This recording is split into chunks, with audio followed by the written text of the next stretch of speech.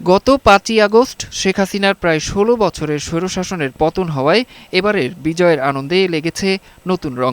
অথচ কথায় কথায় মুক্তিযুদ্ধের চেতনার বুলি আওড়ানো শেখ হাসিনার সমর্থকদের দেখাও মেলেনি বিজয় দিবসের কোনো আয়োজনে। এমনকি শেখ মুজিবুর রহমানের সমাধিস্থল ও কোনো প্রতিকৃতির আশেপাশে তাদের উপস্থিতি চোখে পড়েনি। জাতীয় স্মৃতিসৌধে শ্রদ্ধা জানাতে হাজারো মানুষের ঢল নামলেও আওয়ামী লীগের পক্ষ থেকে কাউকে দেখা যায়নি। অথচ যেখানে আগে দলের সভাপতি শেখ হাসিনা ও নেতাকর্মীদের শ্রদ্ধা জ্ঞাপনের কারণে সাধারণ মানুষের সামনে আসাই কঠিন হয়ে পড়ত। জাতীয় স্মৃতিসৌধে শ্রদ্ধা নিবেদনের পর দলের সভাপতিসহ কেন্দ্রীয় নেতাদের শেখ মুজিবুর রহমানের প্রতিকৃতিতে ফুল দিয়ে শ্রদ্ধা জানাতে দেখা যেত। অথচ এবার প্রতিকৃতির আশেপাশেও দেখা যায়নি আওয়ামী লীগের সমর্থকদের। এদিকে শেখ মুজিবুর রহমানের সমাধিস্থল টুঙ্গিপাড়ার চিত্র এবার ভিন্ন।